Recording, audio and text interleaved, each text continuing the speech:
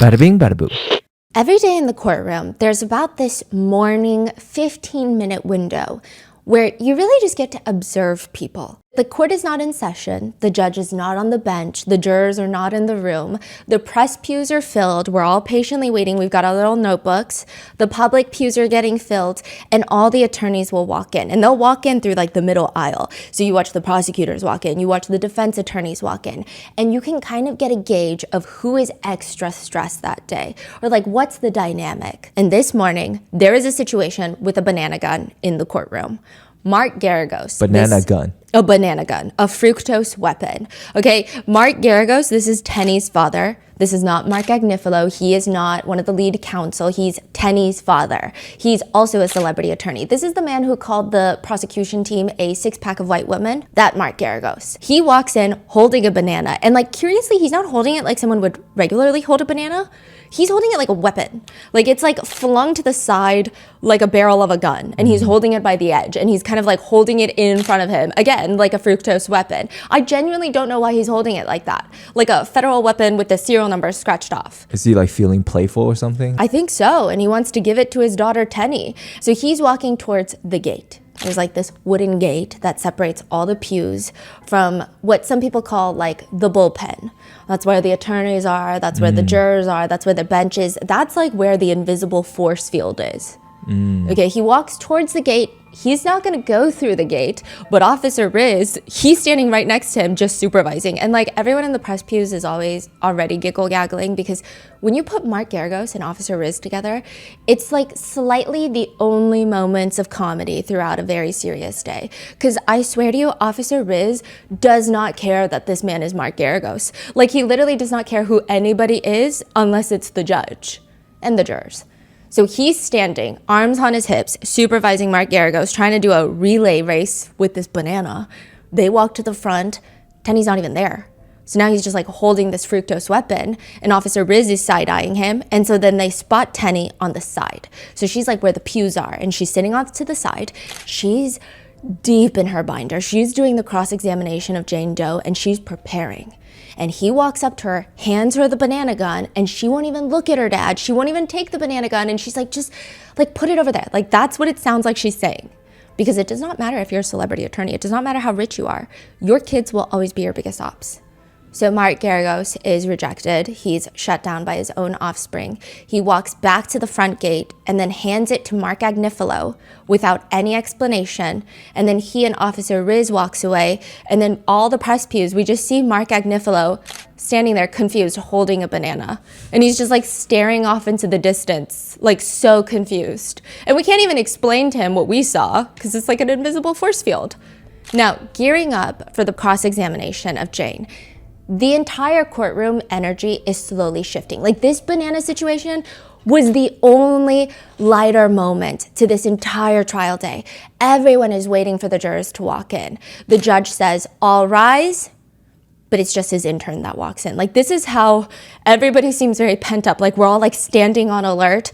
And he says, "Oh, please be seated. This is actually my intern's very first day, so it's nice for everybody to stand up." So the judge thought the jurors were coming in, so he said, "All rise," because everyone needs to stand for the jurors. So we stand when the judge walks in and walks out, and then he'll be like, "Please be seated."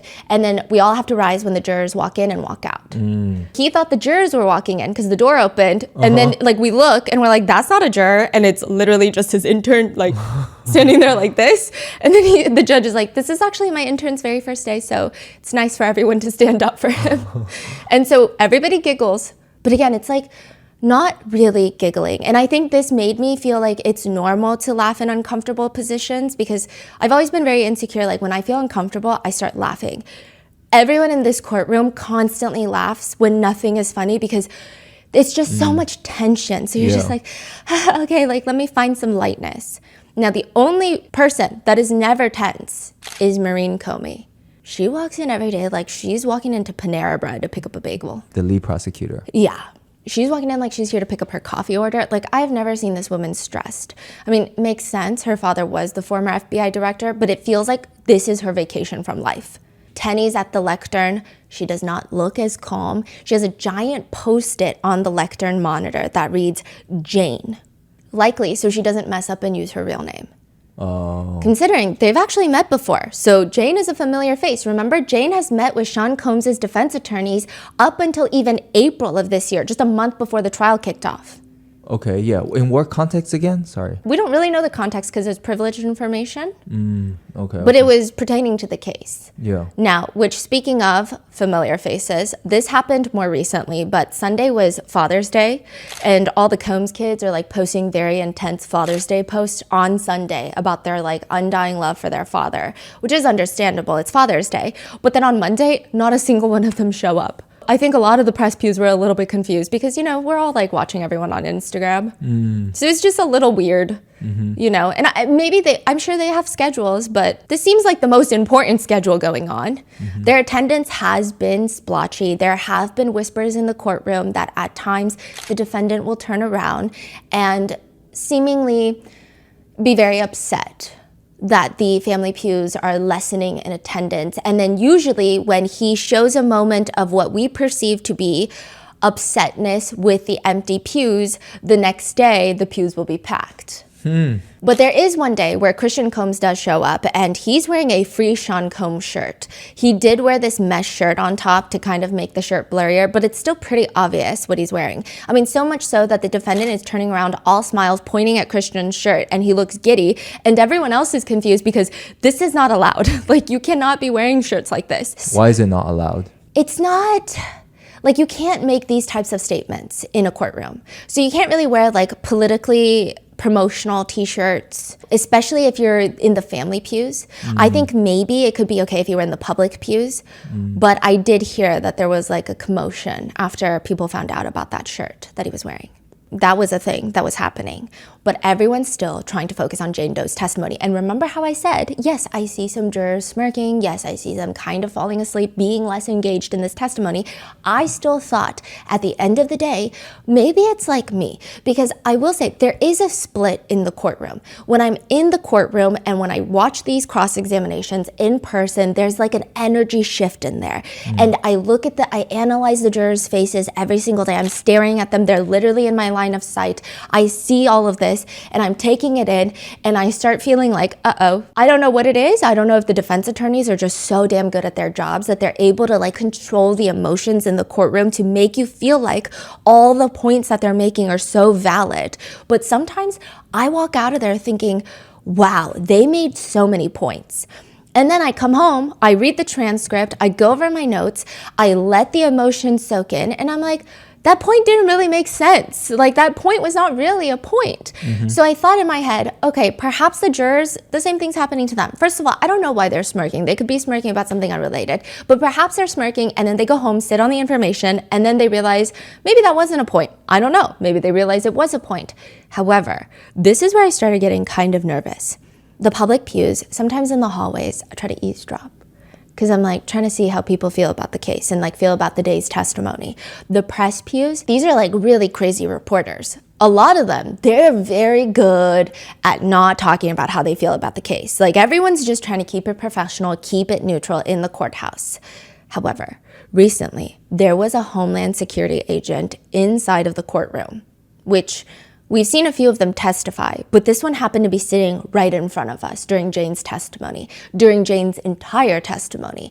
And she's been having moments where it just seems like she seems a little emotionally volatile. Like, there are a few things that have happened where it just seems like she seems tense, like very stressed out. And that is completely understandable, right? Because Homeland Security, they were the ones in charge of this investigation. So you know how sometimes the FBI is involved in these criminal investigations? Homeland Security is the one in charge of this one. And like, just to give you an idea, because I don't think people talk about Homeland Security as often, they run ICE.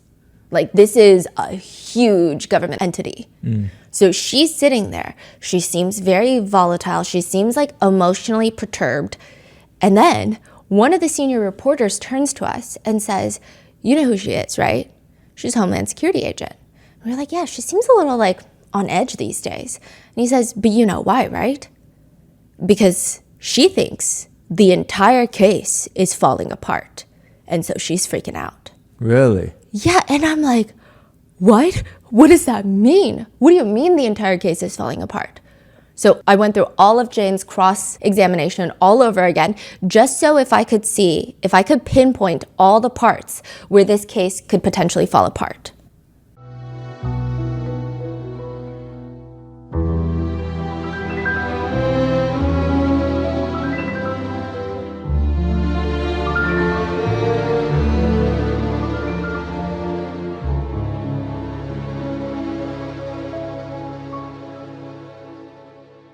We would like to thank today's sponsors who have made it possible for Rotten Mango to support the New York Immigration Coalition. They are an umbrella policy and advocacy organization that represents over 200 immigrant and refugee rights groups throughout New York. This episode's partnerships have also made it possible to support Rotten Mango's growing team, and we'd also like to thank you guys for your continued support as we work on our mission to be worthy advocates. As always, full show notes are available at rottenmangopodcast.com. Some of the quotes and statements have been shortened, combined, and or condensed for brevity. Today's episodes also has a few disclaimers regarding mentions of DV, physical, essay, and trafficking. Please take care of yourself if you need to. Also, lots of drug abuse and drug usage. Those are the disclaimers. You guys know the drill. Please take it easy if it's too rough.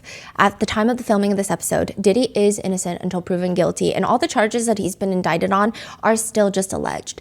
Any and all observations have been recorded by me or my researchers in real time inside the courtroom. However, any speculations, comments, or opinions about any observable reactions that we have witnessed in the courtroom, those are just our interpretations. We honestly don't know what anyone is thinking. I don't think any single one of us are mind readers. So I'm just telling you this was the feeling and the energy that I got, but it might not even be accurate. It might not even be rooted in reality.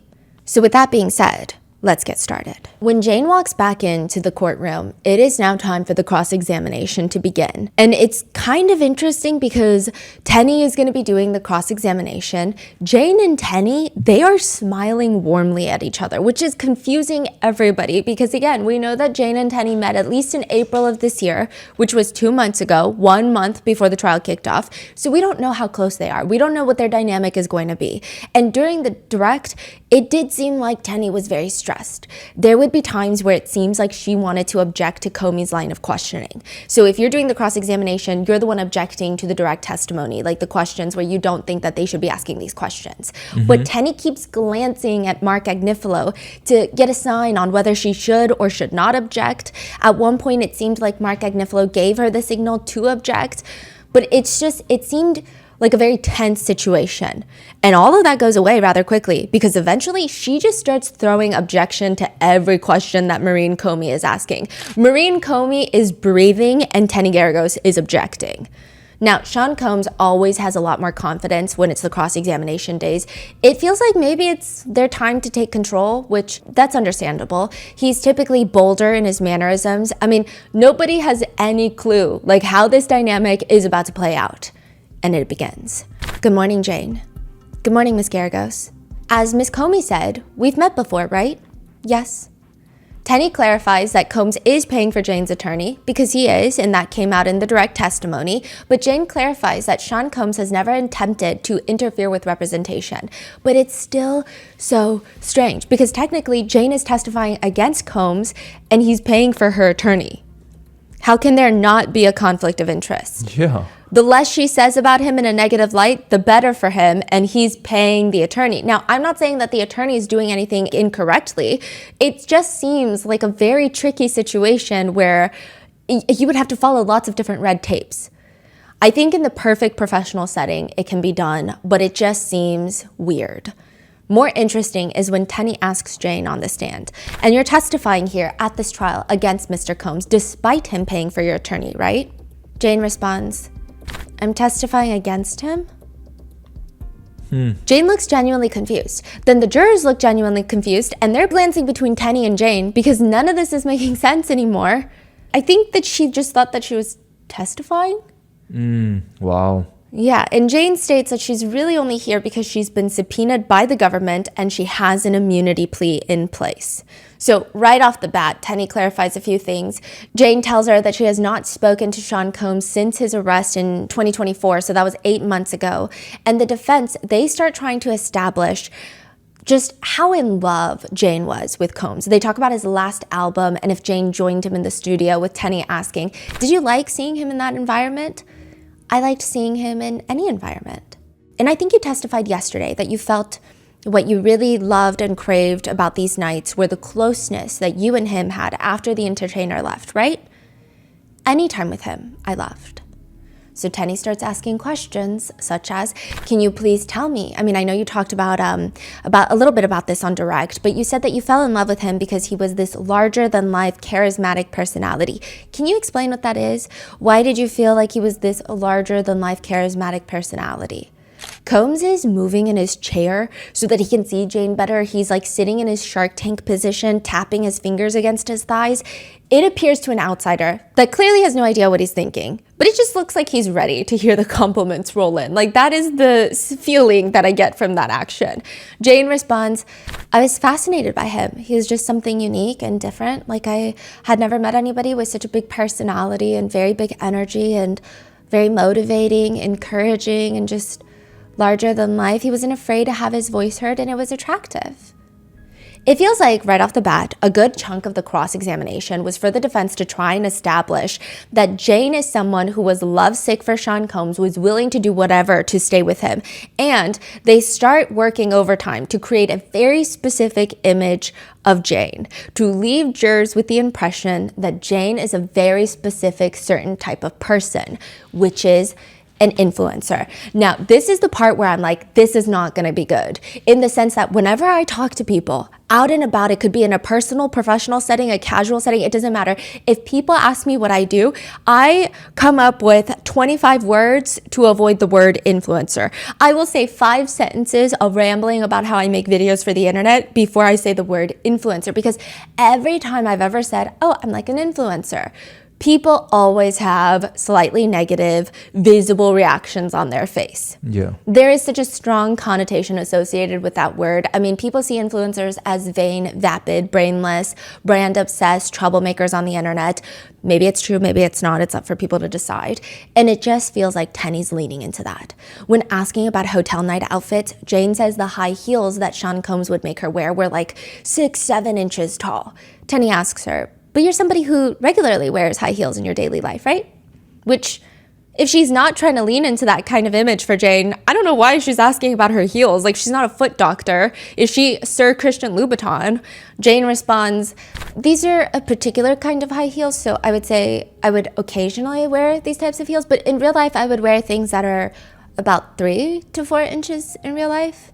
Okay, but so you're not accustomed to wearing high heels, maybe not these ones, but in your real life, you're accustomed to wearing these high heels outside of the hotel rooms, right? Yes. Including 4-inch ones? Yes. Maybe not 5 to 7-inch ones? Yes. Later, the jurors see a photo of Jane and Combs in the studio where Jane is wearing tall heels. I know that you talked about the 5 to 7-inch heels that you would wear during hotel nights. This is not it, right? No, these are not it. These are more of like your kind of everyday heels, right? Yes. One of the jurors makes a woo facial expression. Why? Like, because they're tall. Because nobody really wears heels every day. Right. I mean, it's like a very small group of people that wear heels every day, right? So she makes like a woo, like, woo, those are tall. That's what it seemed like. All I observed was her making the woo, like that kind of mouth expression. Now, I don't think that, I mean, that makes me feel like Tenny's not taking shots in the dark. Like, this might be working for some jurors. It just makes her feel like a different, not as relatable person, perhaps. So the ones that you would wear on a normal day-to-day basis are these heels, right? Yes. Side note, at this point, the sons in the family pews, this is a day that they are here, they're sharing chapstick, and I got very distracted because they're like sharing a tub of lip balm, and Justin Combs likes to apply it with his pinky finger, and then Quincy likes to dip his knuckle into it and then apply it using his entire index finger knuckle. And it's just very interesting that something so serious is happening and they're all just like pouty face applying chapstick. Not that anything's wrong with it, but it's just like, I'm telling you, the court energy, every pew is like a different energy. It just feels like 25 different mixes of things going on. Then out of nowhere, when talking about Jane moving from the East Coast to LA to be with Combs, Tenny is asking, and you were on the East Coast in 2020 because you wanted your child to be closer to the child's father, right? Yes. And during that time you were on the East Coast, did your child's father see your child at all? Jane looks confused. She looks agitated. And she literally responds, what does that have to do with this whole thing? Why did you move to LA? I moved to Los Angeles because the purpose of living on the East Coast wasn't being fulfilled, so we moved. And you've previously told the government that you've always gravitated towards providers. Do you remember telling them that? Yes. Can you explain that? Yes, I do find men who are successful attractive. As a woman, my ideal partner is a protector and a provider. Combs is again tapping Mark to scooch to the right. Mark then tells Alexandra Shapiro, who's sitting on the right of him in Tenny's old spot, to scooch to the right. So Alexandra Shapiro scooches, Mark scooches, Combs scooches, and they're all scooching in their chair, presumably so that Combs can get a better look at Jane. Tenny brings up the house that Jane lives in, the one that costs $10,000 a month, and nobody in the courtroom is allowed to forget about it. Tenny shows the jurors messages from Jane texting Combs about the house before moving in, trying to get him to agree to it. And she explains that she got approved and they need first and last month's rent and 2 months of rent for security deposit, totaling about $40,000. Nobody in the defense wants us to forget that he's paying $10,000 a month for her rent and $40,000 for moving in fees. It will forever be ingrained in every brain, just etched in there with Sharpie. So then they go down the list of gifts. It's like tax season. Tenny starts asking Jane, then how many shoes did you get? I think it was like 1 pair of shoes, 1 bag. What was the bag? Bottega. And you were happy with those gifts, right? Yes. Tenny brings up a text message where perhaps Jane was not happy with those gifts. It's a text thread where Jane texts Combs about how he treats her versus how he treats his other girlfriends. Now, one in particular is really stressing Jane out. So she texts Combs, I see what I'm turning into in your eyes while homegirl is literally ran through and fucks your friends behind your back. And did you get her a fucking Chanel bag on top of that? LOL, crazy. I don't like how you're treating me and what I'm seeing. I need a breather and a break from you. This doesn't feel good at all. Your true intentions with me are in plain sight. Tenny lets the text message just sit in the air. And then she asks, and then you say, did you get her a fucking Chanel bag on top of that? LOL, crazy? Yes, my misdirected anger towards the women when my anger is truly for him and how mistreated I felt in the relationship. And you are mistreated because this other person got a Chanel bag. Why are you saying Chanel bag? I'm being mistreated because the pressure that my partner was putting on me was for me to have sex with strangers, and when he leaves, he goes and spends quality time and shopping and dining, etc., with the others. Did this person post a Chanel bag on their Instagram stories? Yes. And you didn't get the Chanel bag. This other person was getting a Chanel bag, right? No, I only got trauma. You got a Van Cleef necklace, right? There was that. And you got a Bottega bag, right? After 3.5 years, I really don't think I garnered much from this relationship. What is a Bottega bag? And this is when all that friendly smiling disappears because Jane snaps at Tenny's question. What is a Bottega bag? I'm sure you have one. And there is like a moment of like, oh, in the gallery, like almost involuntarily, everyone is like, oh, we don't even know what to say because this was so sudden. I mean, it was amping up. It was getting intense, but for her to be like, I'm sure you have one, because everyone in the press pews knows that Tenny is considered a Nepo baby too. Mm-hmm. And like she does wear like Chanel shoes every day to court. I don't know about every day, but often, and she's very dressed, put together. It seems like she probably does have a Bottega bag or 20. A few jurors have their eyebrows raised. Almost all of them are staring between Tenny and Jane, whipping their heads back and forth. Like, is this really happening? Like, are we about to do this right now? And Tenny's voice is calm, but she seems agitated. I actually don't. What is a Bottega bag? It's a high-end luxury purse for women. And how much do Bottega bags run? How much does my body cost? Again, the whole gallery is either looking down with their eyebrows all the way raised up or just staring bug-eyed at the front. And the judge finally has to come in. Father Arun is like, Jane, I'm going to ask you to just respond to Ms. Garagos' questions and your lawyer can follow up. I'm asking roughly how much a Bottega bag costs. Anywhere between $1,500 to $5,000. Okay, and a Chanel bag? How much does a Chanel bag cost? I don't know. Tenny gets her to read messages almost immediately after. And then at the bottom you say, bitch is super ran through and fucks your friends. You think I care about this, right? Right. And all he responds is, have a blessed day, right? Yes. Can we take a break? It is such a sudden break request from Jane when previously during the direct testimony, she has never needed a break. So a lot of people just felt like this is getting it almost felt personal, this back and forth between Tenny and Jane. It just seemed like a lot. So there's a quick break, and during that, Combs turns around to see Quincy in the pews, and he mouths, "Wow." And then Quincy mouths wow or no, Combs? Combs mouths "wow" at Quincy. I don't know why. And then he puts his hand over his heart and then blows a kiss and then puts both arms across his chest. Like the Black Panther. Yeah, I guess if I tried to look up if it means anything else. It has become like a cultural icon symbol, but it is like most famously known as of right now in today's context as the Wakanda Forever symbol. And so it was just like a weird series of wow, hand over his heart, blow a kiss. It was just like a lot happening. After the break, Jane comes back and apologizes to Tenny, and they dive right back into it. Tenny brings up how on a Paris trip with a bunch of Jane's girlfriends, she tells her friends, quote, "Now I just need a Saudi prince, right?" Which, I have seen comments about Jane's testimony online and, about these types of parts. And people are just saying, God forbid a girl has a personality. It's the same thing with Cassie saying, oh, well, who am I going to date since Jay-Z's already taken? Is it the nicest thing to say? No, but, God forbid someone says something snarky once in a while. Does that mean that their entire personality is snarky and they're manipulative? Yeah. It's crazy because oftentimes, very bad men will be able to say some really heinous things and it will be considered an isolated event. But when one girl says one slightly snarky thing, it becomes her whole personality. This is who she is. These are her true colors. Exactly. It's so bizarre. And also my researcher saw this journalist who was commenting this after Jane's first testimony, for the video, and they write, "I also believe it's a joke for those in the gallery and the jury pool to pretend that they're shocked and don't know what a cuck is. This fake Puritan nonsense is an absolute joke. Sex work draws a revenue of over $1 billion each year in the US alone. People put on a front regarding sexual activity to fit archaic social norms. The same can be said for OnlyFans. If men were making millions on OnlyFans, they would be called entrepreneurs and nobody would scoff in the gallery or the jury pool. It's honestly an absolute joke that society perpetuates this stigma and would scoff at someone who went through something like this from an admitted abuser like Combs. Jane's testimony is exactly what you expect from someone coerced into a situation. Unfortunately, education is so poor regarding this kind of abuse due to it mainly affecting women, so it's likely some members of the jury don't care due to Combs having money, and they believe that the women around him put up with it to receive gifts from him.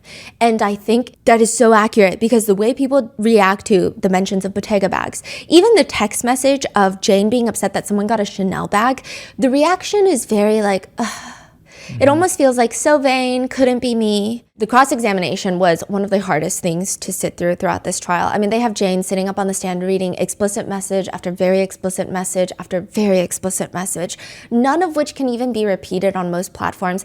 They're just very explicit. I mean, these are text messages that I would probably delete off my phone just because I don't want my parent to randomly see it if they're on my phone. Or it's a lot. And nothing's wrong with it, but I think when they're read out in court, it has a significant impact on the jurors, I imagine. Now, Jane is having to answer that she texted a tongue and water emoji to Combs. This is how specific they're getting with the nitty-gritty. And then the water, is that supposed to be a sexual emoji? Yes. Another emoji during a sexual text thread between Jane and Combs, Tenny asks, "What does that emoji mean to you?" Wild and crazy with the tongue out and eyes crossed. "Can you explain the smirk emoji?" The smirk emoji is kind of how do I say, is it flirtatious? I would say so, yes. Another text thread, Tenny asks, and then you respond, you send him several emojis, right? Yes. And what are the emojis indicative of? Flirtation, heart eyes, water. Tenny has Jane read another very explicit message about how she had never experienced such things in her life and how her body was reacting to it. Tenny asks her, what are those emojis next to the text message? Big puppy eyes and crying? Okay, is the crying upset crying or happy crying? What does that crying indicate? Crying so hard because it feels so good? Then another message from Jane to Combs. You light my fire. I feel alive with you, baby. You blow my mind. I'm satisfied. Outstanding. And that is how the defense is trying to prove their point to the jurors, that they are saying all of this was consensual. November 2023, Cassie's lawsuit goes viral, and Jane says that she's scrolling through her phone There is no avoiding it. Not that she's trying to intentionally, but it's really just a matter of time before she sees it. It's on every headline, every Instagram story, everywhere. Jane is reading about Combs' relationship with Cassie.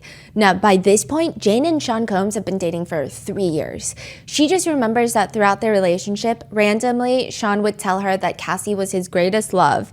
And sometimes he would get high and write Cassie love letters that I don't think that he would send. It's unclear. Now, prosecutor Comey, previously in the direct, had asked Jane, how did you react to seeing news coverage and social media posts about Cassie's lawsuit? I almost fainted. In fact, I think I did, because there was 3 specific pages that was just a harrowing resemblance of what I was experiencing. But there were a few pages that Jane says it literally was like word for word. She even screenshot it. She said, because I was bewildered, I was in shock. Jane, how did you react to reading the 3 pages that you screenshotted from Cassie's lawsuit? I couldn't sleep. I was reading these pages. It felt like a nightmare. I felt so bad. I just had sympathy for this because I just reacted like, I can't believe I'm reading my own story. Jane says she starts venting to Sean. I'm just shocked. I was just in complete state of shock, just messaging him and just like, what is this? So 3 days after Cassie's lawsuit, she texts Sean Combs. I just woke up because I'm nauseous. I've been crying for 3 days and under stress from reading all of this. I keep having nightmares about forced nights and all the times I felt like I couldn't say no. I feel like I'm reading my own sexual trauma. It makes me sick how 3 pages, word for word, is exactly my experience and my anguish. Even 2 of my own birthdays. You had me perform so many countless toxic years together, even recently throwing up at a hotel in LA because I was finally sober and disgusted and felt so forced to perform back to back and just wanting to end it all. The sick part is you knew this was coming and you gaslit me and you made me feel crazy about the sex trauma I was developing, knowing you've been there before and this is just the sick thing that you do. I feel manipulated. This was never love between us. It's also clear that this was sexual exploitation that you feigned as love for your sick fetishes. Sean Combs responds to her, call me on this phone, important. So the government actually entered into evidence a recorded phone call that Jane didn't even know she was being recorded in. She didn't even know that somebody else was listening in on this phone call. You just hear Sean Combs apologizing while Jane is clearly emotional on the phone. She's upset. She's saying, just reading it, who's there for me when I close my eyes and I have these fucked up thoughts in my head. Meanwhile, Jane can hear through the phone Sean Combs taking notes on a notepad with a Sharpie. Like, Sharpie has a very distinct sound when you're using it, which is giving, let me just make sure she doesn't file a lawsuit either. But he's also the one asking her repeatedly if she's recording this call, which she's like, I'm not. But Combs is saying things like, you even brought me a videotape so we could look at what we did. Talking about the hotel nights. Once again, trying to say, this is consensual while I'm recording you so that you can't file a lawsuit. And there's another part in the recording where Combs cryptically tells her, you know you ain't got to worry about anything else. Which to her, she took it as like, she didn't have to worry about rent or anything else. So from November of 2023 to when the lawsuit drops, that's when the lawsuit drops, to February of 2024, they're on a break. They kind of break up for about 4 months. Jane says that she was so traumatized, she even texted him something that a lot of people think that the jurors are going to really take this into account. She texts him, leave women alone who don't want to do these nights with you. Hire sex workers and stop emotionally harming women who love you. Combs responds in a way that is just very paranoid, texting, are you trying to set me up? This is crazy, fucking crazy. You're recording my calls? What? Meanwhile, one of the jurors has their eyebrows raised while taking notes because it's just a very, what is happening right now? And Jane even tells Maureen Comey she has no plans to sue Sean Combs even to this day. A month later, Combs is texting Jane, and this is so unhinged, but he's texting her, are you dating? Be honest. Hello? I want to know. No judgment. It's giving sketch artist, can you make me look less like a koala? I feel like there's a lot more grave things to be concerned about whilst everything's going on. Jane sends him an audio note saying that she's hurt, traumatized. She's clearly not planning on dating anybody anytime soon. She just wants to focus on her life. Meanwhile, Jane does in fact make a monetary demand against Sean Combs. There is a text message that Tenny puts into the cross-examination, and it reads, I feel sexually exploited, mentally damaged, and emotionally drained by you. I want my wasted 3 years of time reimbursed and given back to me in the monetary amount of $100,000 per year and 15 months left of our 2-year agreement of rent, $450K to move on from the resentment of feeling exploited, manipulated, heartbroken, drugged, and all the loss of potential income. Now, Jane clarifies, and she's trying to explain, the only reason I asked him for money is because all day he had been calling me, demanding me to give him a price. He's saying like, give me a price so that we can get closure since we're breaking up. He even sends her a message, charge me for your resentment. I just need you to get over this. Just tell me what it is. I don't want any loose ends. Just charge me. Wow. So she brought that up right then too. Yeah. Okay. And Maureen Comey had even clarified previously, like, whose idea was it to talk money? And she's Sean. That's why she sent that message demanding $450,000 because he's kept asking for a price. She sends that message and he responds, fuck you, don't ever text me again. Wow. And Jane is like, you made me lose out on everything. You're a liar. Fuck you. I'm blocking you. Leave me alone, baby girl. You're a liar. Opportunist. Fuck you. I'm calling the police. You're trying to make some shit up. I'm clear. Honestly, a lot of the jurors look disgusted by his text message. I mean, they just, like, a lot of them are scowling, like they're smelling something funky. Jane responds, you are the only opportunist here. You exploited the fuck out of me. You win. 3 years of being used by you. You had 3 years of fun with my body. I said you broke me. Our situation has never ever been fair to me. You asked me what I needed to move on, and now you're upset. I said you were a full-time job. You consumed my life. I got nothing out of this for 3 years but demons and heartbreak. You exploited my love and made me think this was love so I could give you these fetish nights. He responds, leave me alone. I'm blocking this number and I'm calling the police. She says, you used me for your dick parties. He responds, God bless you. Oh. And I was too stupid. Leave me alone, con artist. You keep describing yourself. You cornered me into sucking and for you and letting strangers run trains on me. No one has ever treated me like this. You playing around. Do you want me to call the police? I'm asking out of respect for your family. Wait, this is at what point again? This is like during their breakup after Cassie's lawsuit. Cassie's lawsuit came out. His house hasn't gotten raided yet. No, so this would be around like January 2024. His house gets raided in like March of 2024. Right. The CNN hotel video comes out May of 2024. So we, like the public, we only know Cassie's lawsuit. Yeah, and he's probably, besides the Cassie lawsuit, he's still chilling. He's living his same life still, right? Yes, I don't know when he would have been made aware. I feel like the raid would have just caught him off guard. I think so, because I don't think the feds would be like, hey, so we're planning on raiding you soon. We're going after you right now, right? So he probably feels like he settled that lawsuit. I think it just seems like he's just worried about any other future lawsuits because he paid $20 million.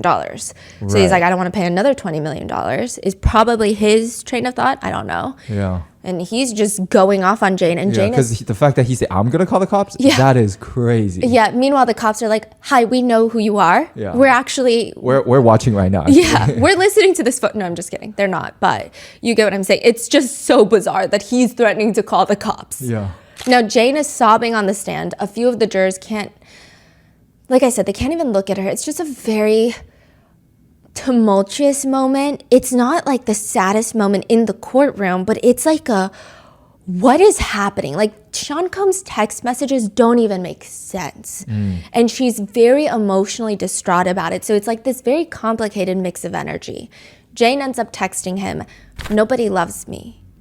You called me and you asked me to charge you. You kept pressuring me all day, even said lawyers would be involved, insisting on this conversation on what I, quote, need to, quote, move on.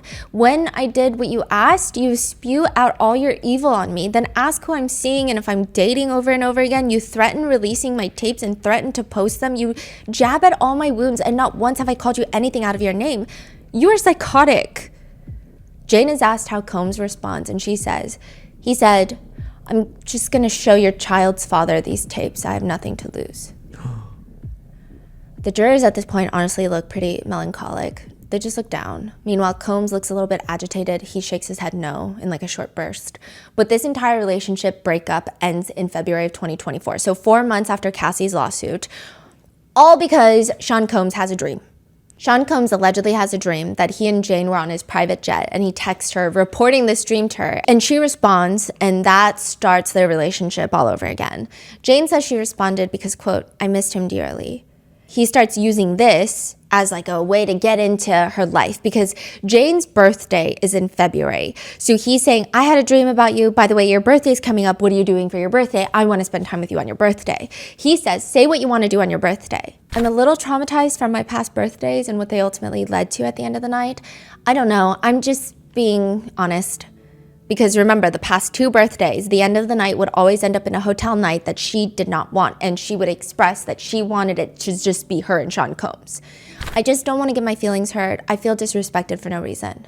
He responds, shaking my head, didn't mean for the conversation to go there. I was just asking you what you were doing, and you asked me if I wanted to spend your birthday with you. LOL. Don't know the conversation to take this turn. You're confusing. No, you're right. I got flashbacks from the past and they took over for a second. It's okay. I just know me. It's just gonna actually make me feel worse, LOL. Right after you got homegirl's birthday and then Valentine's Day, I don't even want to mix my thoughts and emotions and like intertwine with seeing all of that. It's always like I get less and you go do the big one. So basically she's saying, even if we don't do a hotel night, like it's just like, it's gonna be my birthday and then your other girlfriend's birthday, allegedly Young Miami, and then it's Valentine's Day and she's like, I just know you're gonna spend time with her anyway. I'm good. I appreciate you remembering my birthday though. Don't stress it. Well, if you want to change your mind and want to have a wholesome, beautiful birthday celebration, just let me know, love. I love you. I miss you. And then he responds again, I love you. I miss you. It was great seeing you in my dream last night. Stay happy. Love. But he also continues texting her. It's your birthday. You deserve to let me make you feel happy. Like the wording on that is honestly criminal. It's not you deserve to be happy. It's you deserve to let me make you happy. Like you deserve for me to put some effort and make you happy, which is like honestly pass go and go straight to jail. Just like the verbiage on that is insane. They have a phone call and suddenly Jane is on her way to spend time with him for her birthday. She's flying into Miami. Comey is asking her what happened. And Jane says that when she flies in, she just has like butterflies in her heart. Her heart is beating out of her chest. She's seeing Combs for the first time in a long time and they're in matching clothes. Everything about the way Jane speaks about Sean Combs on the stand. This is a girl in love. And she sounds really young for her age. And I can really only attribute that to maybe being so deeply in love because like she's very happy that they coincidentally matched in the color of clothing. Like it was a very unique gray color and she felt like it was fate. And like just the way that she described seeing him again.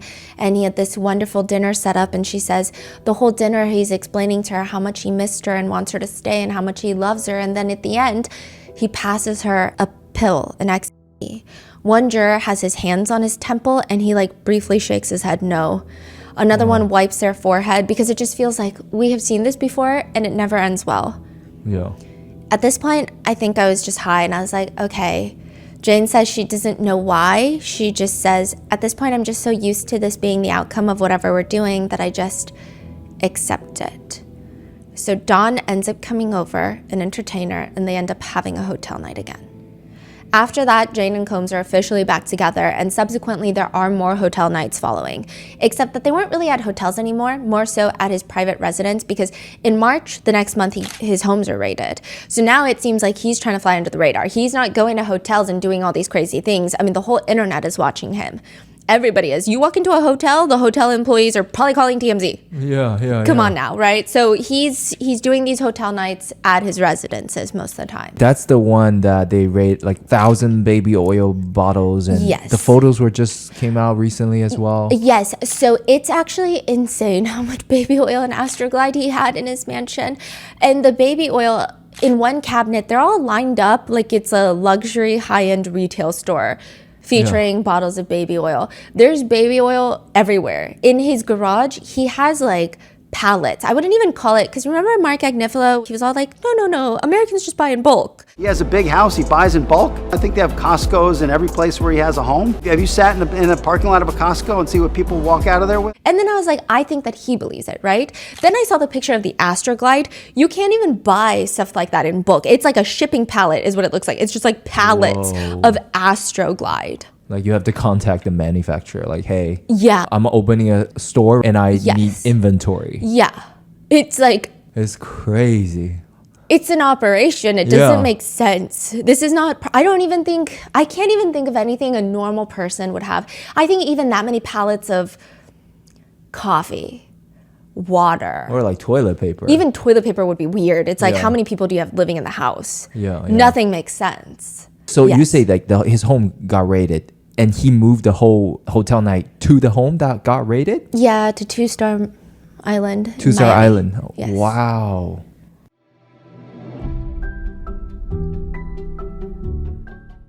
Here is a dirty little secret that the insurance industry may want to keep under wraps. Insurance companies profit by holding onto your money for as long as possible. Morgan & Morgan fights hard against these corporations to fight to make sure you get every dollar that you deserve. When in court, the insurance companies, they want jurors to think the at-fault driver is the one paying the verdict amount. Meanwhile, it's usually the insurance companies who are covering the cost. When Morgan & Morgan takes on a case, they are almost always going after the big insurance companies and not the individuals at fault. A recent client in Pennsylvania just received $29 million. The insurer's best offer was $500,000. I mean, there's a reason why Morgan & Morgan is America's largest injury firm. Hiring the wrong firm can be disastrous. I mean, hiring the right firm could substantially increase your settlement. With Morgan & Morgan, it's easy to get started and their fee is free unless they win. Just click the link in the description below or visit forthepeople.com/rotten. That's forthepeople.com/rotten, or click the link in the description below. This is a paid advertisement.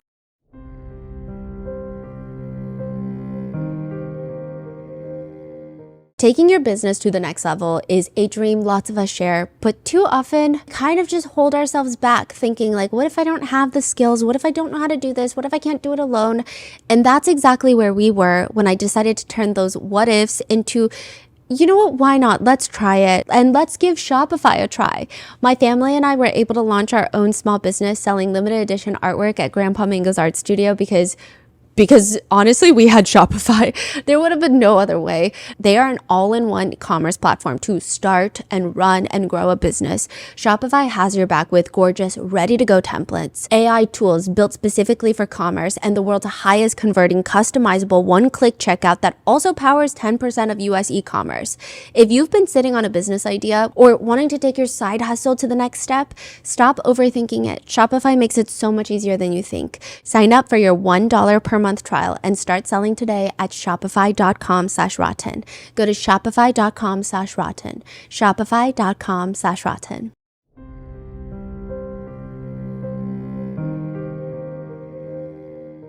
Now, Combs is in his chair, he's rolling his neck. Jane explains that they never really went out much at all anymore after the home raids, and it's probably best, so they would just stay home.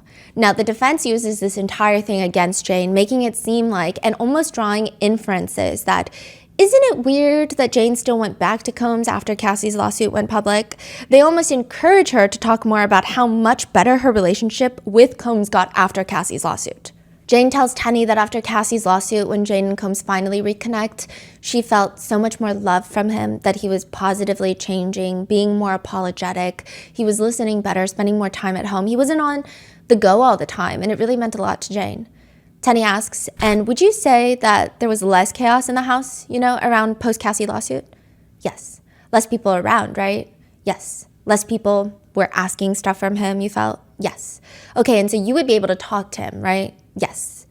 I will say a few in the courtroom later did not have good feelings about this line of questioning.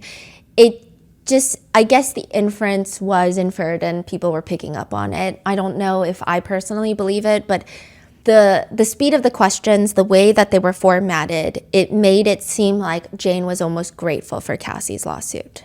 It made it seem like the world turned on Sean Combs, so she had more time with Sean Combs, and that made her happy. I don't personally think this is true. I think it was the way the questioning happened. Because two things can be true at once.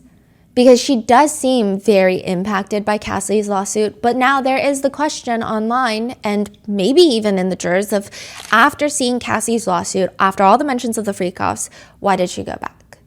I guess that's up for the jury to decide if there's a valid reason. So during that time that when you guys got back together from February of 2024 until September, you were able to reconnect in a way that was meaningful to you? I felt that I could assert myself a little bit more, yes. And do you remember telling the government you were finally getting the princess treatment that you wanted? Yes. They reconnect February of 2024. May of 2024, CNN releases the Intercontinental Hotel assault footage. May 2024, Jane is staying with Combs in his Miami mansion. They're both in Sean's bed and they get a knock on the door from the sons. Jane says, I just remember sleeping and one of his sons knocked on the door and that said that something just happened. And then I was just by myself. I went downstairs and I could see that everybody was speaking amongst each other. I sat down, I went on my phone, and then I saw the video. Jane puts a tissue up to her face to wipe away her tears. I saw Sean assaulting Cassie in a hotel lobby. I was physically just at the table. I was about to eat breakfast. I lost my appetite. Comey asked Jane, what do you remember happening the day that you saw that video of Sean assaulting Cassie? I just remember it was just a very eerie day. I just remember that Sean was huddled with his team and his family just away. And I was primarily just alone during that day, and I was just giving everybody space.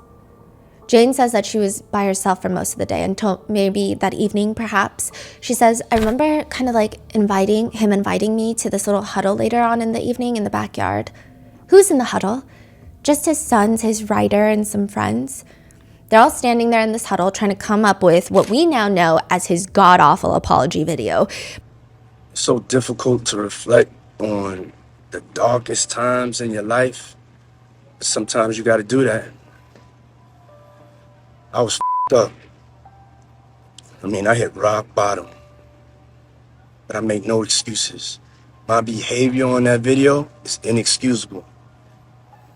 I take full responsibility for my actions in that video. I'm disgusted. I was disgusted then when I did it. I'm disgusted now. I went and I sought out professional help. I had to go into therapy and go into rehab. Had to ask God for his mercy and grace.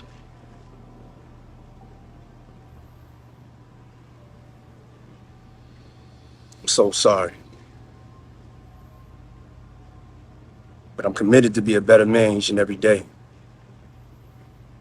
I'm not asking for forgiveness. I'm truly sorry. It took multiple people to come up with that one. Wait. So that apology video, who was on there one more time? Him, his sons? And a writer. That's it. Yeah. Huh, that makes sense. Yeah. I don't know where his PR rep was. Yeah. Jane says the next day, and by the way, he has PR reps that have come up, right? I'm not saying that a PR rep should be used in an apology video, but he has them. So this would be the time, I would imagine, because it was a bad apology video. Jane says, the next day I remember he showed me kind of the final draft of what he would say that day publicly. She says that she briefly read through the draft and she thought it was nice. It felt heartfelt. She said specifically Combs had named Cassie in the apology and it felt very genuine.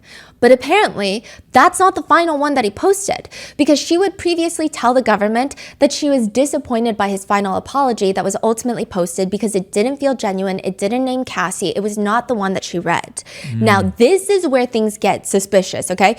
Around the time of this conversation that Prosecutor Comey is having with Jane, Mark Agnifilo wants a sidebar. And he's telling the judge, I think we're headed into privileged territory. So privileged territory is any conversation between a client and their attorney. So even if you are subpoenaed to the stand, the prosecutor, the defense, they can't say, what were you talking to your attorney about? That's privileged. You cannot ask. He said this is privileged. So how much information exactly is Jane privy to? He says it's privileged because he was the one that told Sean Combs he cannot put Cassie's name in the apology. Because you have a potential grand jury witness. Yeah. You cannot name her in this video. So he took out Cassie's name. But he told it to Jane. It seems like it. And that leaves a huge door to everyone of how much information was Jane actually privy to that she cannot talk about on the stand because it's privileged information. How much is she withholding because of that? Okay, what does that even mean? Exactly. We don't know how much more information that she cannot talk about, what experiences she cannot share. We don't know. It's just weird. I think this just adds to the weirdness of the fact that Sean Combs is paying for her attorney. She's met with his attorneys up until April. I'm sure lots of privileged conversations have been taking place. Yeah. So when Mark brought that up to the judge, right? Yes. What did it come out of it? Do they continue this conversation? Did they stop it? The judge was like, good point. Comey was like, I wasn't even really aware, but I'm not going to ask further questions about it anyway. So I'm just going to move on to the next topic. So then they just kind of breezed past it. But everyone who read that sidebar, even the next day, the press pews are like, because that's weird. Yeah. It's just opening this big door of what else? We don't know. We'll never know. As for why she stayed with Combs, Jane explains to the jurors that Combs convinced her that Cassie was the one that was violent after this hotel footage. He called her a, quote, hitter, and that this was the one and only time that he had been physically violent with her. Now, a lot of people, I have seen a lot of people having a hard time believing that part. I think it's weird because, like, how do we even know what anyone's thinking? But I've heard people saying it doesn't make sense that anyone could fall for a lie like that because the assault footage was so brutal. It's hard to believe this was someone's first time assaulting Cassie. Like, it's hard to believe that this was Sean Combs' first time assaulting Cassie. Yeah, because, I mean, for us, we've seen photos of Cassie from decades ago, right? Yes. So Jane hasn't. They're saying, how would Jane even believe that? Yes, but I just feel like everything Jane has said thus far, I feel like she really trusts him. I don't know how else to put it. It's obviously a very toxic dynamic. I would personally think it's a very abusive dynamic, but that's up to the jurors to decide by the letter of the law if it's trafficking by coercion. But it's just, I could see her believing it. I could totally see her believing it. I don't know why people are questioning her. Jane believes him until January 18th of 2024. Now, Sean goes over to Jane's house. He had just gotten back from this family trip to Utah with his kids, which was vlogged, by the way. Like, that vlog is up on the internet. It was so fascinating to watch. That's the vlog that I was showing you. One more time, who vlogged that? Quincy? Oh, family vacation! Oh, my goodness. Now, Jane did not believe that there would be any entertainers coming that night to Jane's house that Sean is coming. It's just them reconnecting because he just got back from this family trip. So she puts on this long brown dress, pours champagne for them, opens up the back patio. They're having a good time. And then Jane has this sneaking suspicion that Combs had brought a girl out to the Utah trip. She starts asking him if that girl was there. And Jane says, I was making an assumption that he was with another woman, and it just really angered me. Like, I think at this point in our relationship, I just was bottling up a lot of resentment and anger towards him. The woman that Jane believes is on the family trip in Utah is someone that is 25 years younger than Sean, which rubs her the wrong way, and she calls him a pedophile. Now, this woman is of age, but she's just calling him a pedophile. She says, I just remember calling him a pedophile. I said, if a girl can't buy her own drinks, what makes you attracted to her? Jane says he bent over like he was about to tie a shoe, and she banged his head on the kitchen counter. Pushed his head on the kitchen counter. Not hard enough that she said that she didn't see injuries later that night, but she did give it a good push. She gets up and she starts throwing candles everywhere.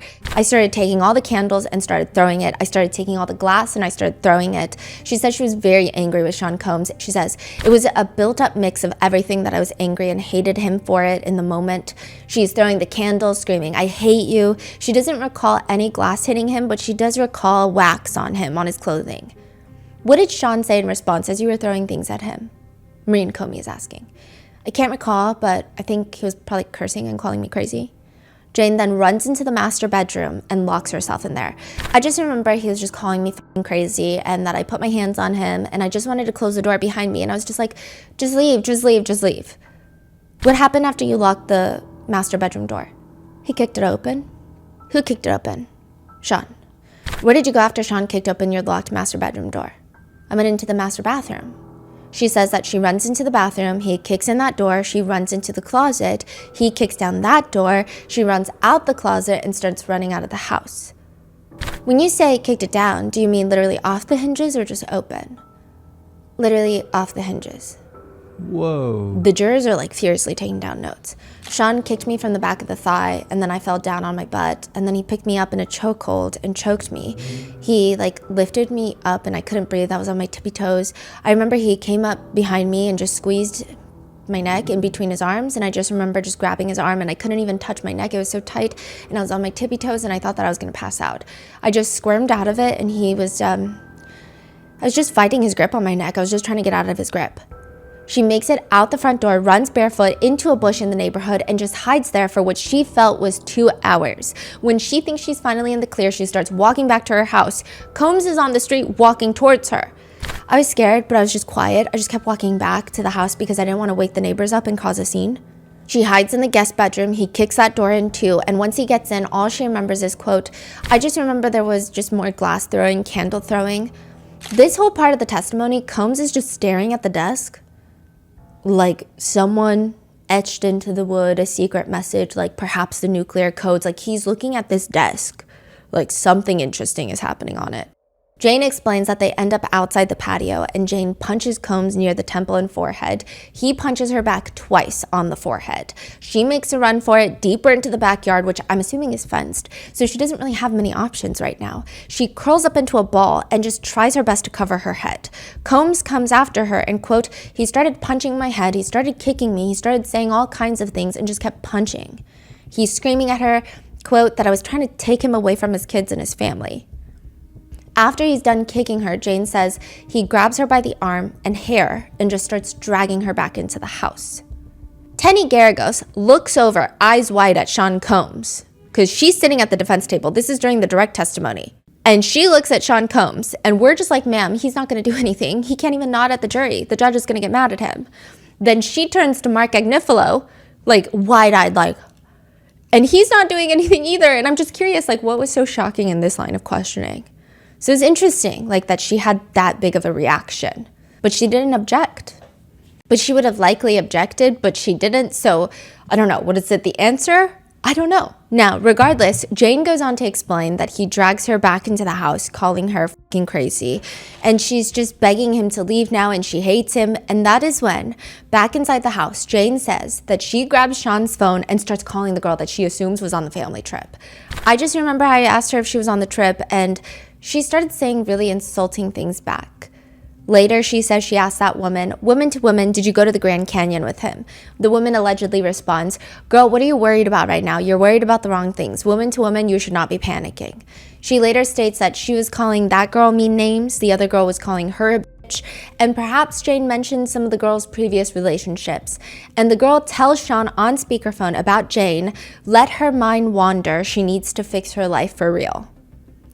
In the direct, Comey asks Jane, what happened as you spoke with this woman on the phone? Sean was holding me down and making me listen to her insults. I told her to shut up and that he was beating my ass right now. What did Sean do after you said, quote, he's beating my ass right now? He hung up. Combs glances at the jurors and does a small sigh, like he lets his shoulders fall, and then looks back at his table. Jane says after all of this, she goes into the shower to try and wash up, cool off. And that's when in the mirror, she sees these giant golf ball sized welts on her forehead and a black eye that's forming. Combs follows her in the shower. He's still wearing his pants and he's just, quote, he started slapping me, smacking me really hard in my face. I just remember being so exhausted and I just remember sitting there in the towel and I was so tired. And then Sean said, put some ice on it and put an outfit on. Lingerie and heels. So she does. What happened after you iced your welts and put a lingerie outfit and heels on? I remember in the living room and I remember he's using my phone to play explicit videos. Then he starts texting one of the entertainers on her phone and he tells her, he said, because we're not going to end the night like this. He said, because we're not going to end the night like this. Like, this is not how it's going to end. Jane goes to put makeup on to cover her injuries, and she put her hair to the side so you couldn't see the bruising or the welts too much, because that's what Combs told her to do. He said, just put some makeup on, put your hair to the side, you'll be fine. I remember him opening his hand with a pill in it, and he said, take this fucking pill, take this fucking pill. You're not gonna ruin my fucking night. You better go out there. You're not gonna ruin my fucking night. Get out there. S his D, F him, I don't care. You're just not gonna ruin my fucking night. So the entertainer had come over to Jane's house and he's telling her to take this pill. Jane was trying to explain that she doesn't want to. And according to Jane, Sean Combs just straight up looks at her and says, is this coercion? They get back into the bedroom and Jane starts trying to be polite to the entertainer who is now there, in which Jane says that she had to perform oral activities for, quote, it just felt like forever. And Combs is just watching. He's not self-pleasuring, he's just watching.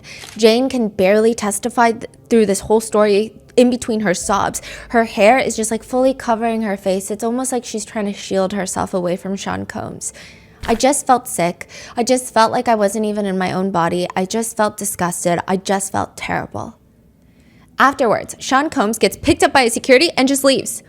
What did you do after Sean left? I remember I just laid down and I just started crying and crying. I just cried until I fell asleep.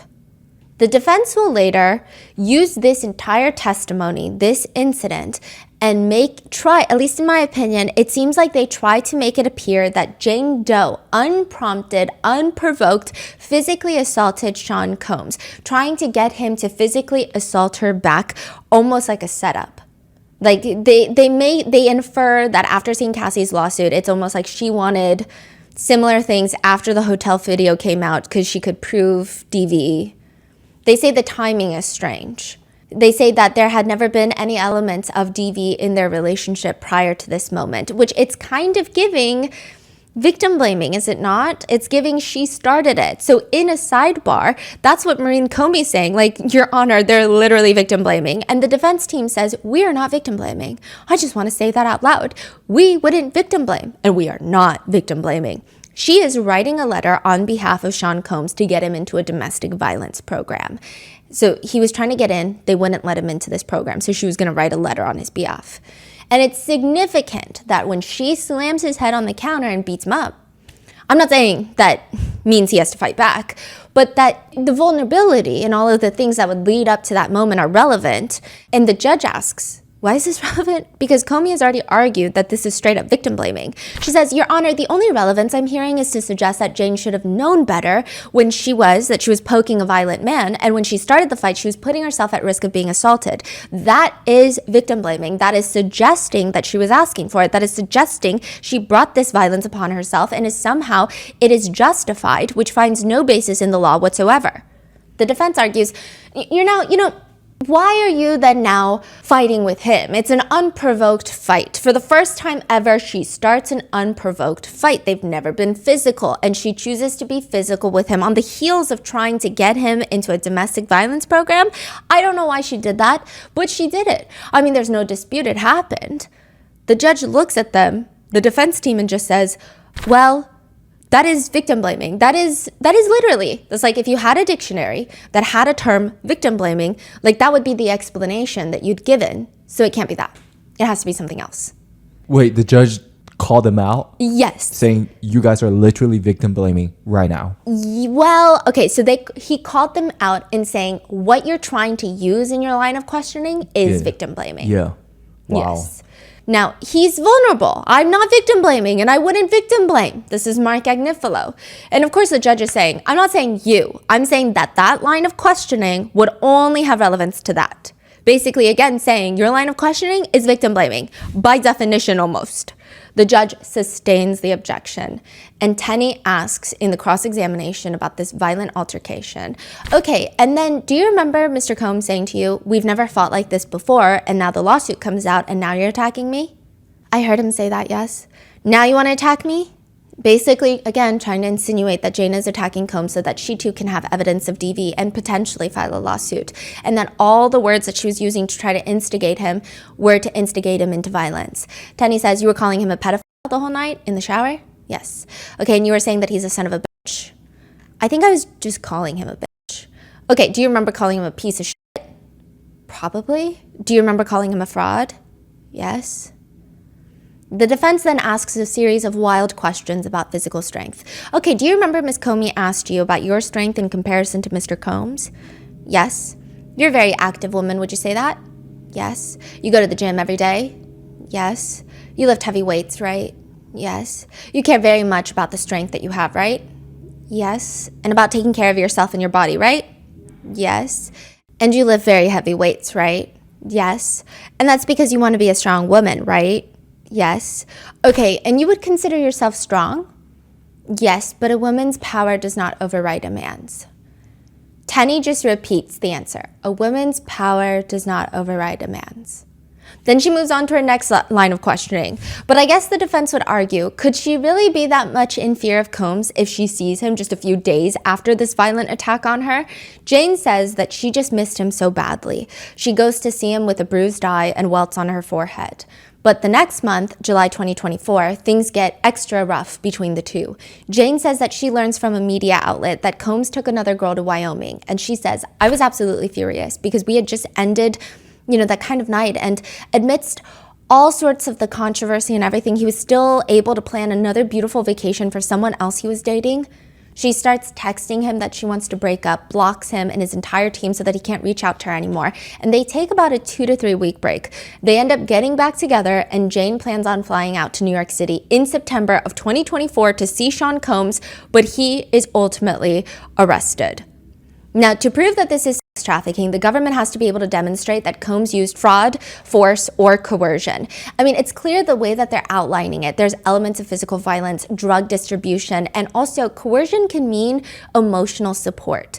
To promise or try to threaten to withdraw emotional support can be a form of coercion, even if we personally, like as individuals, you might think, well, that wouldn't be a way to coerce me. It doesn't matter. It doesn't really matter if you think that that wouldn't work on you, right? It's just a matter of how the law is written. And even the drugs, it's very important because if that's used to keep people obedient and compliant during hotel nights, that's a huge element. There's the financial control over the victims, potential blackmail to ensure continued obedience, silence the victims. It seems like the government is making a lot of strong points when it comes to the letter of the law. Now, Jane testifies that she had witnessed Combs' drug dealers coming to the hotel night to sell drugs. And then when they would run out, they would deliver the drugs. But more alarmingly, she also states that she carried drugs for Combs before. In 2022, from LA to Miami across state lines, Jane says that before she was going to fly out to meet with him, she was asked to pick up a package. Jane talks to KK, the chief of staff, and she even asks KK, is this safe? Is this okay? And KK tells her, it's fine. I do it all the time. Just put it in your checked luggage. And that's what she does. There's also heavy discussions during her direct testimony where Jane mentions that certain entertainers would be flown across state lines or be flown from city to city, or even perhaps Turks and Caicos for those hotel nights, as well as paid in cash. One text message shows Jane telling an entertainer, I'm going to ask what the status of the cash is right now. Hit you in a few. Jane testifies that she's asking Combs about the status of the cash.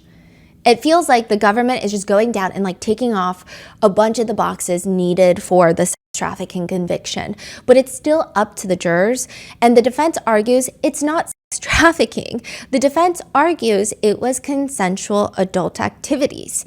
Tenny Garagos is asking Jane, and you chose to participate in that lifestyle for many years, right? I would say that my choices were made under a lot of emotional pressure due to my relationship, aka coercion. But Tenny is asking Jane, why though? Why did you continue to participate in such a lifestyle if you don't like it? Tenny says, is it because, quote, because you wanted to be a really good girlfriend and partner? You use that word partner over and over again. Yes. On direct, you wanted to be a very good partner for him, right? Yes. And lover for him? I did. So this is a debate. There's a pretty heated back and forth on whether or not Jane repeatedly referring to Sean Combs as lover or partner is helping or hurting the defense. Some argue it helps because she sounds like she still has a fond association with him. It sounds like a consensual relationship. Others are saying it harms because it's so clear the power that he mentally held over her, even to this day. The defense is now trying to frame the hotel nights as a secret that Combs shared with Jane about his vulnerabilities of, well, they don't say it, but it's like said, being a cuck, and Jane wanted to because it made her feel special. And you tried, tell me if this is right, to be very sexy for him in those rooms because this is something he liked, right? I don't think I tried. I think I did, and I was. You were very sexy to him, right? Yes. Because you're a beautiful woman, right? Thank you. Combs is like nodding intensely at this point. Father Arun looks in his direction and he just like freezes mid-nod. No Frozen. way. Really? Yes. Jane even tells Tenny that a big part of why she wanted to move into a large home in LA that cost $10,000 a month, that we are not allowed to forget, was because they could shift the hotel nights from hotels to the privacy of her home. By this point, the hotel nights have been going on for 2 years, but she chose a house this big because she wanted it to be to Combs' taste level, saying, I would say that Mr. Combs had really nice properties that were always decorated well and very well manicured.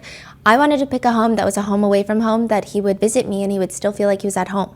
Combs is again nodding at this part because he's hoping the jurors are liking the defense arguments on this. The defense shows messages where Combs references Jane as his crack pipe, as if he's addicted to her. Tenny clarifies and Jane responds, yeah, to my sex. To which Jane texts Combs, baby, you make me laugh, lol, the addiction is real. I really had to get to this point to stop, honestly. Fuck or die trying, no apologies, nothing's going to stop us or me. One juror is smirking again, and it's just a lot. It's a lot of smirking. You mentioned a few times on direct examination that there were times that he felt bored or you thought he felt bored and you would mention an entertainer coming, right? In that instance, because you wanted him to be excited and feel fulfilled, right? Yes. Do you remember telling the government that you accepted the dynamic at that time because you just wanted any amount of time with him? I accepted the dynamic as far as, that's a little fuzzy for me. I guess I kind of knew what I was seeing this was becoming, and I was already hooked onto the love, and I just kind of was going with it. And do you remember telling the government in one of your meetings with them that you felt that you couldn't say no because you wanted to prove yourself and make him happy and to be the one that he desired? Because I loved him very much and I liked making him happy and I liked to make him happy and satisfy him. Even when it came to filming of the hotel nights, Jane tells Tenny she was okay with it being filmed because he told her it was just for them. But Tenny brings up a little nickname that they had. Do you remember what the nickname that you, Paul, one of the entertainers, and Mr. Combs had for each other? The trifecta? Jane says that she was Kobe Bryant, Paul was Shaq, and Combs was Michael Jordan. Why are you Kobe? Because I'm the best. Okay, and why is Mr. Combs Jordan? Because he's the best. So this whole thing goes viral on TikTok with people trying to use this as an argument of why Jane wanted the hotel nights as much as Combs did. I will say it was kind of an awkward moment in the courtroom in the sense that I don't think the jurors took it very well, I guess the comparisons. Because to call them athletes and to have these hotel nights that have been testified to be long bouts of activity, it just, I don't know, I guess they didn't like it. I mean, the whole point of the defense, what they're trying to achieve, and you tell me if you think they achieved it for the jurors, is to show that Jane wanted the hotel nights. And these types of nicknames, I guess to them helps their side. Whether that meant she liked the hotel night itself or she liked the treatment Combs gave her after the hotel night, I don't know. That's up to the jurors to decide. But they're also trying to argue that she liked it so much that she would facilitate the hotel nights. She would argue that Jane would even set up the hotel nights and grab things to her liking. Tenny says, what would you get? Outfits? I'd get stripper shoes. I'd get lube. I would get male erection pills or liquids. I would get shorts. I would get maybe whips. So what are the shorts for? The shorts are for Sean and Paul. Okay, and is that something you like them to wear? Given my circumstances, I was really turned off whenever these men would come in with their regular shorts. And so I started incorporating shorts for them as well for these nights just so I could find them attractive. And Mr. Combs would wear matching shorts with the entertainers? Yes. Now, Combs has his hand on his chin and he's just like shaking his head no.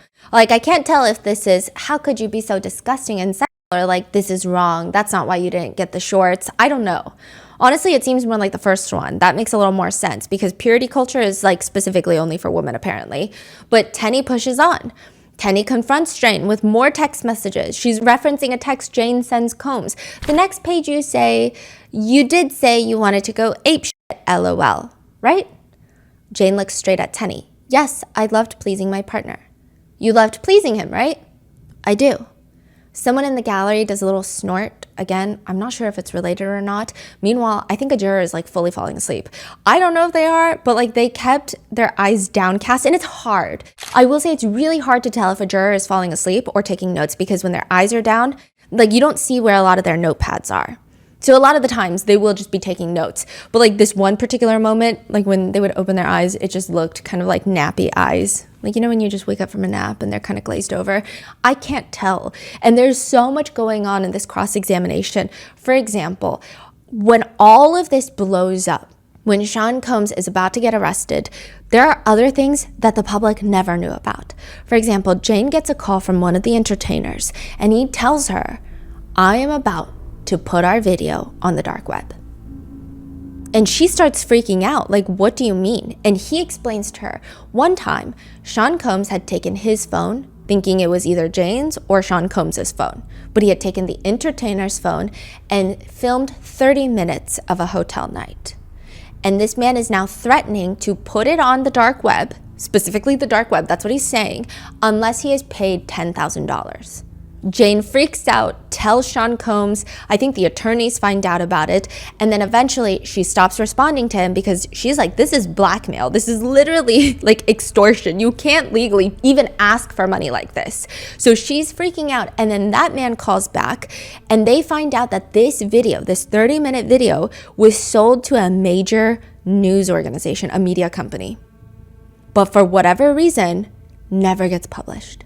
Yeah, they probably know how bad this could be. But the public finds out during this testimony. Whoa. Like, we didn't even know this was happening. But it's interesting. And so people are like, what media organization? Like, well, that's what we want to know. Yeah. Tenny goes on to ask about another time that Jane had organized for 2 men to meet with them for a hotel night. You suggested 2 men coming to the room, right? Unfortunately, yes. Something that you organized, right? Under my circumstances, it was something I suggested and something I organized, yes. Tenny brings up a text message that Jane had sent to Combs previous to all of this, where she's very upset that Combs had taken young Miami on a birthday trip. And she says, and your circumstances were that he was with Carisha for her birthday and you told him, quote, get your ass back to Miami, otherwise you don't get a hotel night, right? My circumstances were my options in this relationship was that I had to adjust, which was if I see him, there's a request for a hotel night. So I'm just adapting to my circumstances. I'm adapting to my environment. So there are moments where I suggest and organize things under the pressure of my lover. Yes. And again, there's another smirk happening. This is a rare occasion that I pulled the hotel card. Yes. Because it would mean that you would break up. No, because it would mean that I'm sitting here across from somebody with this unspoken pressure and this is my option and my dynamic of my relationship. So either I accept it or I would be faced with some sort of agitation or another option where it still leads me to a hotel night. She says, I really didn't feel like I could say no. And so a huge part of this trial has been like, how much do undertones play a role in coercion? And I think it's so true because I think a lot of people think that coercion means, hey, if you don't do A, B, C, I'm going to do D, E, F. But a lot of the times it's like, it's said, it's implied, but it's not said. Yeah. But the defense is trying to argue, but it's not said, is it? Yeah. And she's trying to say, but it's implied. Yes. Because humans don't say everything. Yes. Like we imply every sentence is an implication of something. Yes. So it's just been like this back and forth debate. And this, like while we're sitting in the pews, it just made so many of us realize we still, like, society is so far gone. Like we're still on this debate. Of like, well, he didn't say gun to your head, if you don't do this, I'm not going to pay your rent. Did he? Like, it's like, okay. But like, I mean, look at some of the text. Like, do you think he sounds like a happy camper right now? It's crazy. There's other parts where Tenny brings up how they were going to go to like the Nobu Hotel, or they were staying in the Nobu Hotel. They were going to go to the Nobu sushi restaurant to eat dinner. And Jane had asked Sean Combs, can we please go somewhere else? She was saying, like, the insinuation felt like we're just going to stay inside this hotel and it's going to lead to a hotel night. Like, she just wanted to leave the hotel building, go on a proper date, not just like dinner downstairs, go back up to the hotel room. Tenny's like, okay, then you said that when he asked you at Nobu whether there would be entertainment, you also basically reacted like nothing, right? I was just going along with my lover was proposing to me, yes. You accepted it. You said, right? I just complied with it. And you felt that these hotel nights really put him at peace, right? Yes. And that's why you did them, right? Yes. Because you felt that they brought him peace, right? Yes. And that you being there with him helped him bring that peace, right? Yes. Okay. And the jurors also hear another audio clip of Jane talking to Combs, telling him, I take accountability for participating in these nights with you. I should have known I was never going to get a trip after the first year. I just feel stupid about myself. So the defense is trying to say, so you just wanted to go on vacations, right? Basically. What? Yeah, like they were using some very interesting arguments at certain points. Jane tells the defense that she tried to get these hotel nights to stop by giving Sean hints that she didn't want to do this anymore, telling him that her stomach hurt, that she was hungry, or she would sigh.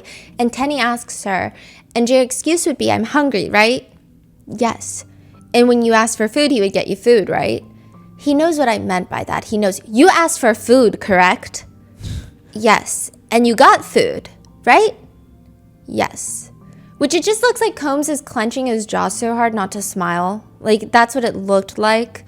Because you don't really see him clench his jaw like that. Usually his mouth is slightly agape. It's argued by the defense that Jane even purchased a mobile TV for him, like one of those LG TVs that you can roll around the house. She got him that for his birthday so that they could have movie nights together for his birthday, aka nights where they would watch the hotel night footage that they filmed. But Jane states that she only did that because she thought if they have a movie night, then they don't have to have an actual hotel night, and this would be the activity. During her direct, she testified she did, in fact, surprise Combs with a hotel night or two because that was what was expected of her, which is, again, similar to Cassie's testimony. Comey is asking her, and you said you could read between the lines. What do you mean by that? I mean, he didn't have to tell me directly, specifically tell me to do things. If he said things like, I can't wait to see what you have planned for me, or something along those lines, I just knew what task was being asked of me. Meanwhile, Combs is just sitting with his entire cheek in his palm like a pouty child, like opposite energy of cross-examinations. But during the cross, Tenny brings up that Jane even suggested to Combs that for a Valentine's Day celebration, they would have two men in the room at the same time. Tenny asks her, was Mr. Combs excited when he heard about that? Yeah, he was. And you proposed this idea, just a few days earlier, you said that you did not enjoy the hotel night that you had on your birthday, right? Yes. Which a few of the jurors look like, I guess they turn away from Jane at this point. On one occasion, while high on drugs, Jane promises Combs an all-star party. She describes it as an all-star party, and this fantasy talk just coming out of my mouth. I was just saying that I would invite the top 3 or 4 guys and bring them all in one night. Comey asks her, why did you say that? Because I was high, I was with my lover, I wanted to play into what he likes to hear, I like making him feel excited. I was just riling him up and it made him smile. However, there are text messages that show Combs being like, hey, when's this all-star night happening? And she's trying to explain to him, I can't do it. I need to wrap my head around it. It's just too much. She sends him a picture of pink toilet paper to show him that she's about to start her period. And Comey asks her, why did you send Sean a picture of the beginning of your period? Because I needed to prove to him that my hesitation was real and I needed to be excused for the night and just hope that he's not mad at me. Which is already in itself so crazy. I feel like if I sent my partner a picture like that, the bigger problem in question would be, why do I feel obligated to prove to him that I'm menstruating? That's not normal human behavior, or well, it shouldn't be. But clearly she feels the need to send that. Mm-hmm. And Combs clearly doesn't believe her anyway, because he texts back, this whole shit is too weird for me and it doesn't feel true. You have had your period so many times before. What? He's also because she's explaining her body's been taking a toll, and he says, don't do drugs, just drink champagne then. He continues, I'm too stressed to get pressed for money this week. For today, now, you acting weird as fuck. I've tried to talk to you about that all day. It's too weird for me to accept. Now I'm in my head and I'm mad as fuck. I've had another successful week and this is whack. Don't stress me about money ever fucking again. You're playing with me. I don't believe this fake ass shit. You're getting your hair done. You're working out. Now you're tired and getting your hair done for no reason. I don't believe you and you're playing with me. I'm gonna fall back. Love, you not being completely honest with me, and that's a no-no. Deal breaker for me. It's not adding up. You ain't even suggest a movie night or even coming to see me. Fucking weird. I'm done. He is so pressed right now, saying some crazy shit because she basically saying, hey, I couldn't do a hotel night because I'm on my period. And my body is falling apart. And he's like, how could you possibly think to say no to me for those reasons? Those are absolute lies. Yeah, and he's getting, honestly, okay, this is what I'm saying of I don't know why in the big grown 2025, this is aggressive. It's basically saying you can't say no without saying you can't say no. Yeah, he's losing it. Which, side note, stressing her about money, again, that $10,000 a month that he's paying in rent. And I do think that some people thought that he's only paying $10,000 in rent and more of her other things. It's really only $10,000 a month and then sporadically gifts and sporadically other money that she would ask for. And sometimes he would give it, sometimes not. Continuing on, he just starts bombarding her with angry messages like, whack as f***, so f*** mad, you played me, f*** you in games, I had a rough week, f*** you for real, leave me the f*** alone. To which Jane feels the need to send him a picture of her dirty tampon. She writes, I wasn't playing games, I said I was still making it happen last night. You asked me what was wrong, I admitted I finally was not feeling good and said I just got my period. I politely just asked if I could sit this one out. Jane responds saying, all because I ended up not feeling good and asking if I can postpone. You have flaked and disappeared so many countless times on me. I've nonstop given you these nights for 2.5 years, and this is the first time I just hit a wall and was honest in asking for space to go feel better. Now I'm waking up to more of me. I'm not a liar, a cheater, user, or a sex robot. I'm just as hurt and upset, and we need to have a serious talk about everything. He just ignores her, and then a few days later, he just says, let's move on and stay in the light. Jane says this was the usual routine. If she told him anything about her body being tired, she needed to rest, he would yell at her. One time he yelled at her and told her to just fucking take it all. Comey is playing the jurors an audio message that Combs had left Jane, and in it he says, Hey, I really don't know what's going on with you, but I just want to just give you a heads up that I'm about to really disappear on you. You feel me? I'm not going to be playing these games with you at all, at all. So I don't know, you think you silent treating me, and you think I'm going to be, nah. You'll have a rude awakening. You'll just have silence. And ain't nobody threatening you, and I ain't trying to go back and forth with no woman. You know what I'm saying? I'm telling you, I ain't got no time for no games. Where my life is at right now, I don't have no time for no games, baby girl. Me and you could be mad, I could have a spat, we could have whatever. Then after that, you better get on your job. That's really, that's all it is. Cause you got me on my job. Nah, it ain't never gonna work like that over here. You know what I'm saying? I was trying not to leave this message, but you have left me no choice. So either you go in the direction of like moving on and like that, or you like just like have me just keep moving. Ain't no threat, I'm just being clear. I can't do this with you every time you get upset. so you got to be on your job. Jane says, I understood that he had certain expectations of me and I had to fulfill them. Basically, her job is a hotel night. His job is to pay rent. He's like holding that. He just texts her, oh yeah, and happy Sunday, love. Listen, sure, innocent until proven guilty, but like this man is so vindictive and petty and rude. Like legally, it's up to the jury to decide, but morally, again, straight to jail. Like to send that audio message and then to say, oh yeah, happy Sunday, is like so vile. In another text message thread, Jane is explaining how she says that she just hates that she's being used for hotel nights while other women get quality time. And he just ignores her and he keeps asking her, what girl, what time you free tomorrow? I need you to don't say no to me. Like, don't say no. I need you to don't say no to me, please. The jurors did not seem to like this text message. Like one of them looked genuinely disgusted by this message, but I don't know. Maybe they smelt a fart. I don't know, but they just look like that very like nasty scowl, like when you smell something really stinky, that kind of look. So again, I don't know what it was towards, but it just didn't seem good. Combs texts again, I really need you. I'm asking you not to do this. I'm serious, please, for real. This is a waste of time. Jane responds, you just said you're gonna call someone else. Call them. I said I'm not an animal. I'm not a star. Our experiences are desensitizing for me. I don't want to be effed and mistreated. I don't feel like performing loveless, cold, intimate relations. My spirit and my soul are tired. I need a break mentally and spiritually. He responds, you're wrong.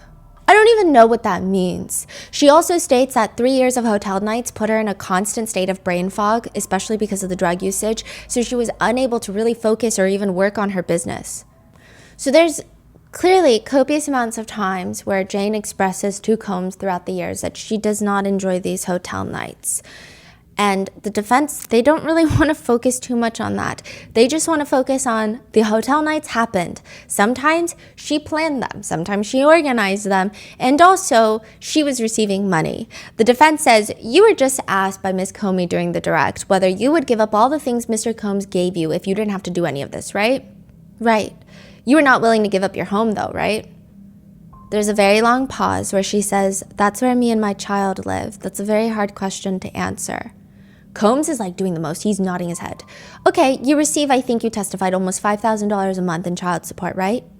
Yes. Okay, and your child's father is a very, very wealthy individual at the top of the entertainment industry, right? Yes. Okay, and how much do you make per month now from OnlyFans? It varies. Do you make over $10,000 a month? Yes. Okay, and so you have the financial ability to pay for this home yourself, right? I'm catching up on 3 years of debt. Okay, how much is the most you've made per month on OnlyFans? $50,000. And this 3 years of debt that you're referencing, during those 3 years, Mr. Combs has sent you wires of over $150,000, right? Is that a healthy 3 years?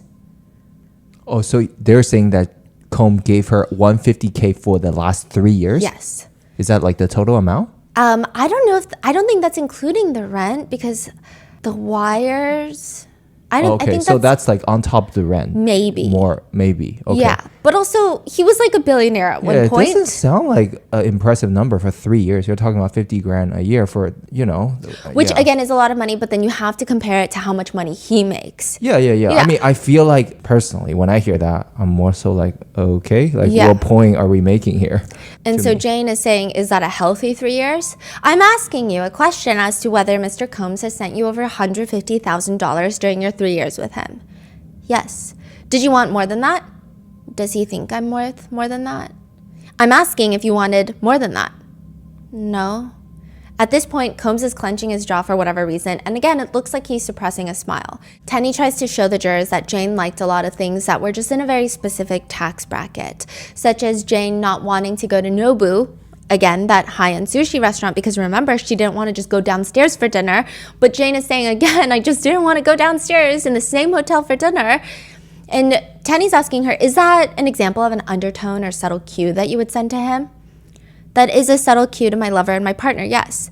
But what you say is, maybe would you want to try something different? I've heard good things about Poppy Steak and Carbone, right? And Poppy Steak is a very nice restaurant in Miami, right? I wouldn't know. Tenny's arms are crossed and it just feels like things are getting tense again.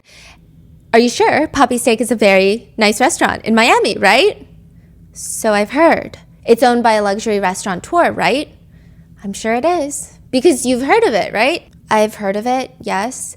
And Carbone is another international Italian restaurant, right? I guess so. You knew of Carbone, right?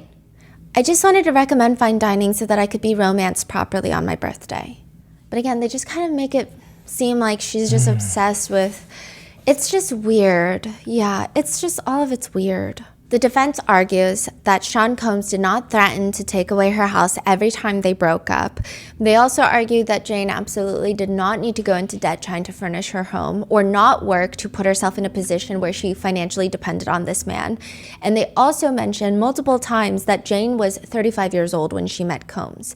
So a lot of people on the internet believe this is a big factor in the sense that Cassie was 18, she was likely groomed, and she was financially locked in. So her work and Sean Combs were directly impacted, whereas Jane was not signed to like a 10-album record deal. But Jane argues because of all of this emotional baggage of the hotel nights and how it opened Pandora's box, it was nearly impossible for her to concentrate on work. It just wouldn't work. She says, in that time, I lost so many work opportunities just following, and she's texting this to Combs, like following you around, being high, and coerced into this dark and humiliating lifestyle. Meanwhile, my peers and my colleagues excelled in both meaningful personal relationships and financial stabilities. Whereas in 3 years, I turned down work opportunities and healthy relationships to cater to all of your exhausting fetishes and needs. Comey even reiterates, asking her in the direct, how did you end up in debt when you were dating a millionaire who would send you thousands of dollars at a time sometimes? I feel that I wasn't working myself. I was almost kind of penny pinching, and with the house, I just wanted to make it look really nice for us, so I took on credit card loans in order to make the house cozy for us. Jane says he always held it over her head. Quote, I just hated being on my tippy toes, like the roof over my head was just gonna come off, like if I made him upset or anything. I just felt obligated to do what he wanted me to do. And so Jane's testimony has had mixed reactions. Some people on the internet are commenting things like, testifying on the stand while having an OnlyFans is diabolical. I'm not really sure how it's diabolical. Some people are saying she's no victim here. And just like Cassie, she volunteered and even paid for the hotel night they claimed to hate. They stayed due to greed and wanting this lifestyle. Others comment she did it for money. It's her decision and her responsibility that she feels awful after. It's a price you pay. Others are commenting adult decisions were made. Adult accountability is to be had. Another writes, so she basically only brought this situation to the light because she was jealous of Young Miami?